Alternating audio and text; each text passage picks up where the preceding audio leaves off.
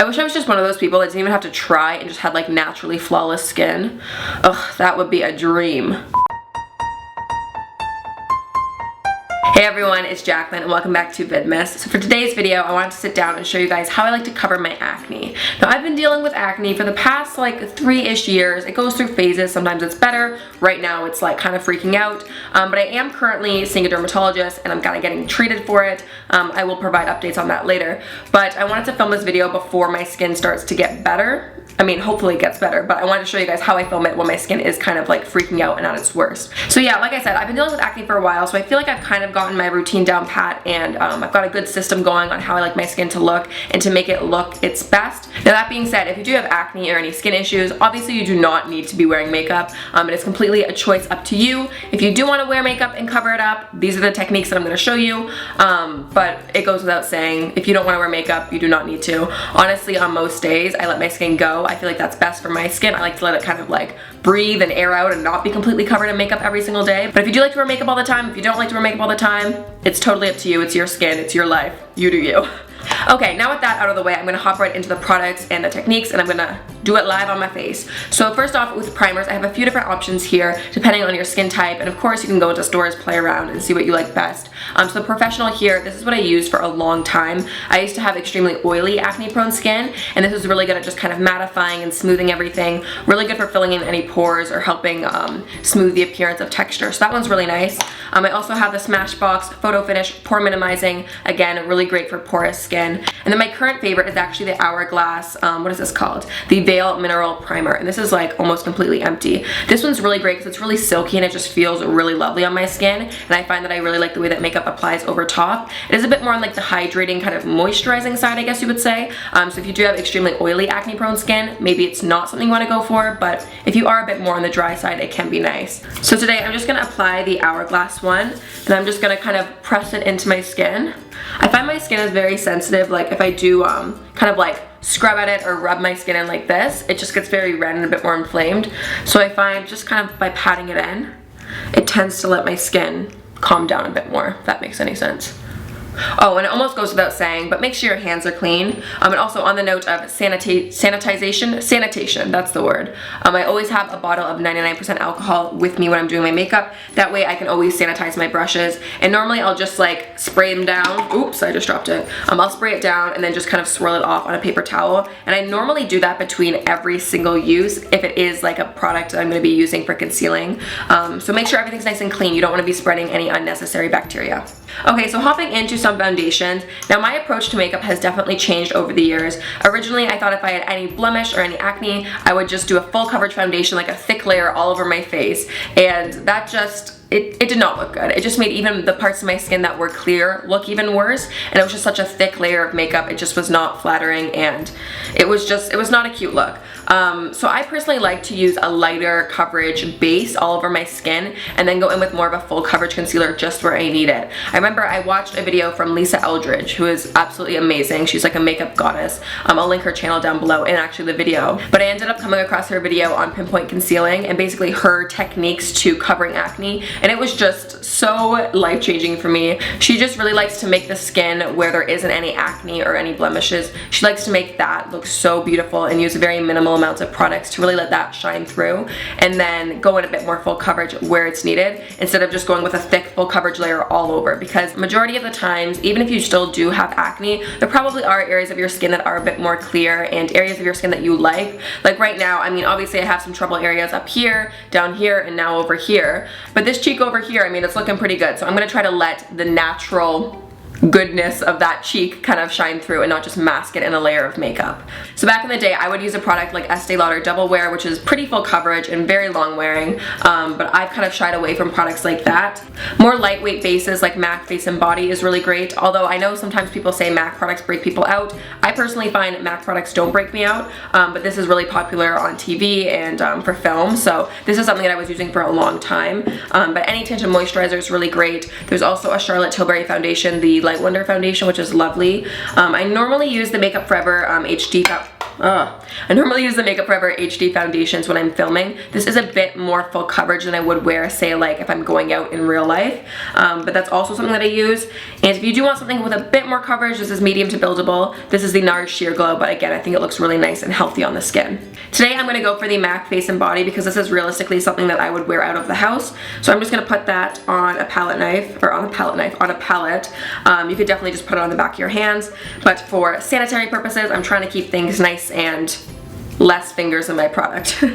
Okay, so now for tools. This definitely does depend on the actual product that I'm using. So beauty blenders have been a life changer for me, especially if I am wearing more of a medium to full coverage foundation, just because it really kind of gives you that airbrush flawless finish. So I really like that for more full coverage foundations. But if I am using more of a watery foundation like the MAC Face and Body, or if I'm using a tinted moisturizer, I find I like to use a buffing brush better. I'm not really sure why, I just find it applies nicer.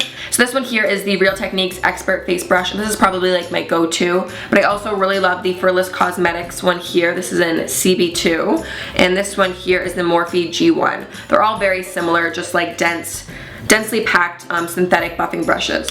Now again, I would shy away from like a foundation brush like this. This is just like your typical flat foundation brush, but this is really great at building full coverage and lots of layers, because it really is just like painting on your face, which again is not really the look that I'm going for now, so I would probably not go for something like this.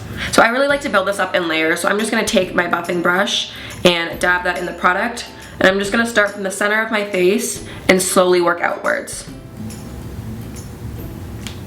So I'm just kind of stippling the product onto my skin versus like completely wiping it. It's just going to give you more of a natural finish.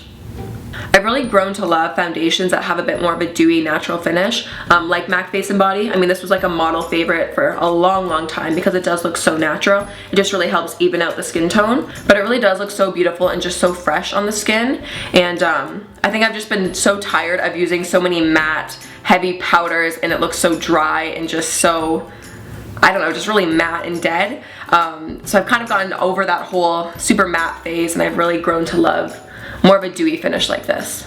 So I really hope the finish of this foundation is showing up on camera. It almost gives you like a natural kind of glossy highlight, which I love. But this really just kind of helps address like the skin tone issue, and it really just kind of starts you with like a nice even tone. Like I said though, it's not going to give me the coverage like on those blemishes. We're going to go in now with more of a full coverage foundation, or a full coverage concealer.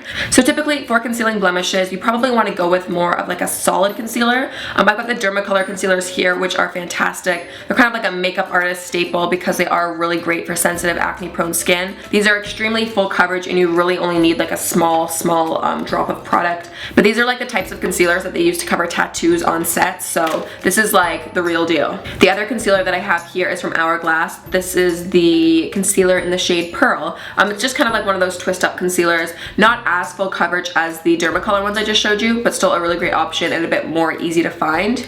Then last but not least, this one you guys have probably seen me talk about a ton on my channel before. This is the Nars Radiant Creamy Concealer. This one's in the shade Custard, and this is what I use exclusively to cover my blemishes on most days. I don't really like this concealer for under the eyes because it is extremely full coverage and it does crease, but for my blemishes on like my chin and my forehead and now my little cheek one, this is just like the perfect concealer for me because it really is so full coverage. So that's the concealer I'm going to go for today. Before we get started though, these two blemishes over here are extremely red, so I am going to go in with a little bit of color correction. So I have this Essence Say No To Redness pen here. Again, not the most sanitary because it is more in a pen form, but these blemishes aren't really like active blemishes anymore. It's just kind of like the leftover mark. So I'm just going to go directly on there. But green color concealers are really great because it cancels out the red tones in your skin.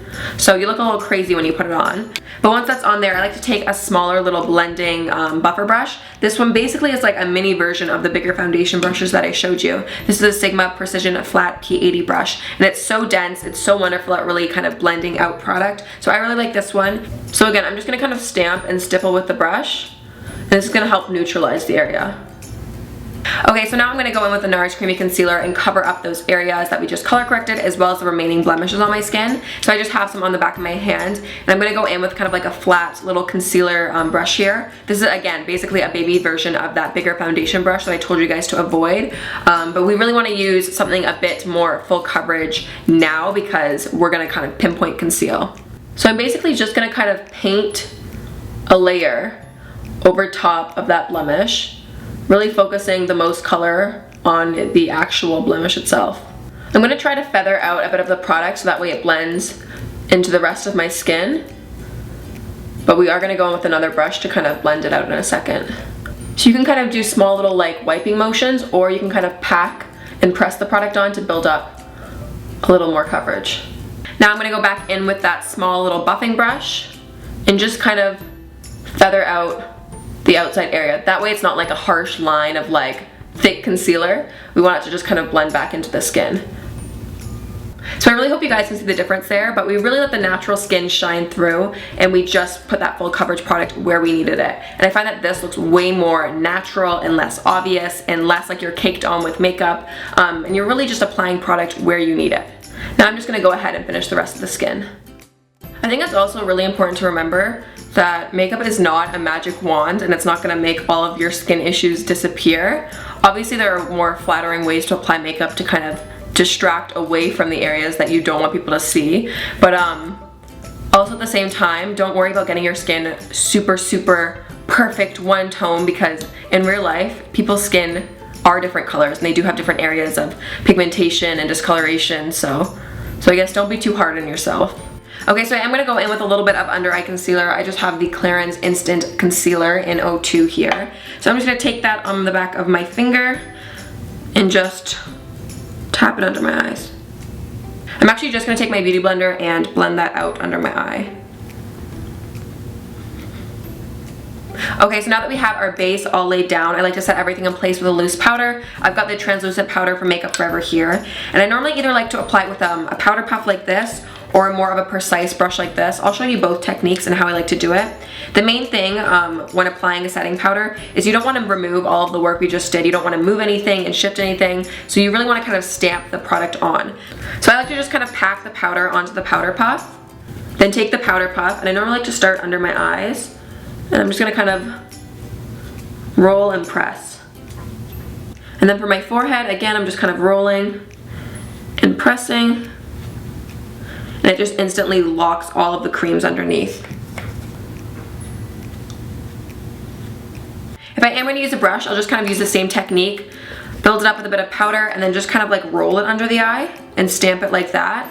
This is really great because it is a bit more precise, so it's good for getting, you know, around the corners of your nose and like around the eyes, areas like that. But I mean, it just kind of depends what mood I'm in. Some days I'll use one, some days I'll use the other. Then I normally just like to go in with a big fluffy brush with no powder on it and just kind of make sure that everything is blended out. So like I said, I don't necessarily like a completely matte face. Obviously I want all of the creams to be set in place and not move throughout the day, but I don't mind a little bit of like a natural shine still peeking through, which is why I didn't really set my cheeks too much and put too much powder there. Just the areas that I know I get a bit more oily and where makeup moves a bit more on me. Okay, so that's it. That's how I like to cover up my blemishes and my acne. I'm gonna go put makeup on the rest of my face, and I will see you guys in a second. Okay, the rest of my face is on my face. I wanted to end it off and just show you guys a few more setting spray options because I didn't talk about that at all. Setting sprays are a great option, especially if you are extremely oily, acne prone, and things like slip off your face really quickly. So I have the Inglot Makeup Fixer here, which is like my go-to. I've worn it through like a rainstorm, I've been sweating, and like my makeup doesn't budge. So I really do like this one.